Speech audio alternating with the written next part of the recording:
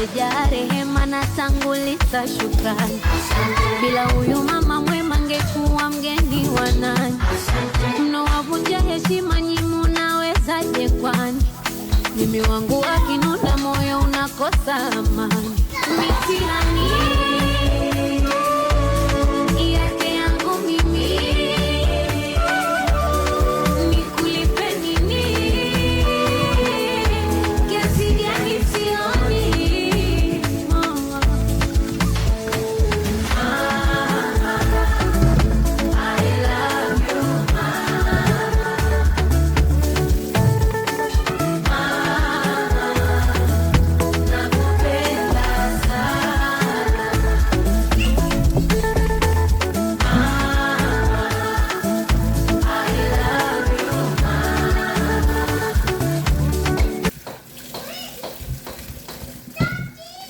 kila siku mimi naambia kama sana nani naambia kama sana Mungu napenda wazazi wenu, Mungu nawapenda, Mungu nawaheshimu. Hata kama unaona ni mzee iko vile. Uwe kama iko vile juu yako anazeeka na kuwa na magonjwa. Ni kwa ajili yako wewe. Kwa hiyo Mungu anataka kushukuru wazazi wenu, msibaniwaleaka mpaka mkafikia hapo.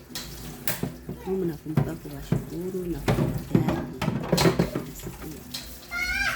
Niwe kama walipitia mambo mengi, si kama mama. Walipitia mambo mengi, walivumilia vitu vya nyingi kwa ajili ya kufikia hapo na kwa ajili ya wafikishe hapo. Kama uko ofisi, unasoma sana, ukafaulu, ukapata kazi nzuri, uwe kama unafuatia mama yako aliweza kukutunza vizuri mpaka kufika hiyo alipambana sana, hata kama yeye hakupata ile chance ya kusema pata kazi za ofisi za kutumika na ikala, lakini hata zile kazi za nyumba kama hizi zangu niko nafanya huko zenye unaona hapa, za kusafisha nyumba, kusafisha watoto, zile kazi ambazo ninajua mwanamke ambaye anajitambua ndani ya nyumba na kufanya. Jua kama mama yako alivumilia kusema vitu vyote ili aweze kuonekana msafi mbele ya wengine wa wenzako.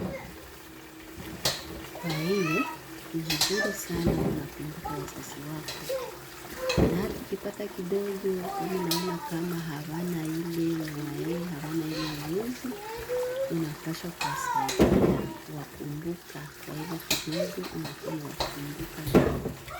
Hapana mtoto kukula yote ike unaona mzazi haiko mzuri. Sasa alikuwaka iko na kulea, alikuwaka na kujali sana mpaka na chakula mkula na kupatia. Pia ninaweza kumbuka hiyo mazuri yote, hiyo upendo yote mama yako alifundisha. Kwa hiyo watu yangu, hiyo ndio mwae ilikuwa napenda kuzungumzia. Juu wakati mimi niko napambana ndani ya nyumba kulea watoto, kuwashughulikia mavazi, nini, chakula yenye watakula, watoto yangu na bwana yangu, mimi naanza kufikiria tu kama mama yangu kabisa kusema nifikishe hapa na karibia kwa mzee na mimi nishakuwa mzee. Naonaka kama niweza kupambana sana, hasa kwa wale ambao waliweza kulelewa na mzazi mmoja. Respect, muwe mnaheshimia wazazi wenu sana, wanaweza kupambana, wanaweza kupitia mambo mengi. Kwa hiyo tu kile ambacho nataka kuongea ni kuwa mnakumbuka wazazi wenu. Unakuta mtoto ashaenda nchi za nje, anaenda kwa mfano Amerika, Canada, Australia, hizi nchi au South Africa, au tu anaacha wazazi yake anaenda mkao anaenda kufanya kazi. Akifika kule anasahau wazazi yake. Haiko mzuri. Kumbuke kwamba wazazi, watoto, mwanamke ni baraka. Wakati unakumbuka mwanamke, unakumbuka mzazi, unakumbuka mtoto, umpatie hata ile kidogo na itumia hapo, mata nasema papa, Mungu ambariki. Mama anasema vile, mke anasema vile, unaiwa baraka zenye atapata. Kwa hiyo wandugu yangu, bapana vangu, maipipo wenye wananisikilizaka, mnanifuatiliaka, usiwe mnasahau wale wazazi. Usione juu ashazeeka anaanza kuendelea kupimbo, uanze kumdharau. Hapana. Nakumbuka kama yeye ndio alikutoa hiyo sehemu. Yeye ndio alikutoa hapo mpaka akakufikisha. Yeye ndio alitumana unatoka hapo mpaka akakufikisha kwa hiyo sehemu wenyewe. Kwa hiyo ndio kidogo kenye nilikuwa napenda kuzungumza na mwe wazazi. Msikuwe na laumu watoto yenu. Msikuwe na laumu watoto yenu. Watoto yenu kuko watoto hata wako kwenye nchi za nchi lakini wanahangaika. Swate walikuya hawakupata mafanikio na achana. Hawakufanikiwa. Shida zikawapata, lakini we mzazi juu uko kule na yo atukule franka wanazilogotaka, franka wanazilogotaka wako muti, unakuwa unasema mambo mabaya kwa mtoto wako, unamusema mambo mabaya, mambo machafu. Uyue kama uko na roga mtoto wako uko na mroga we peke. Na ile misemo yenyewe uko nasema fikia mtoto wako, utaanza kuhangaika waza sana na zanete wanakurugia mtoto, kumbe we peke ndio uko na mroga kwa ajili ya misemo yenu mchafu.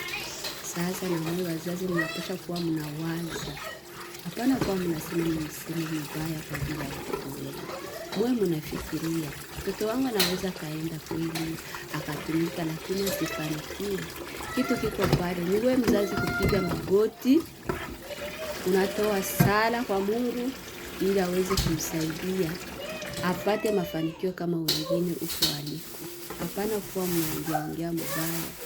Mkiongea mubaya mnakuwa mnaroga watoto wenu bila kujua. Njoo hivyo. Njoo kidogo yenye nilikuwa napenda kuzungumzia.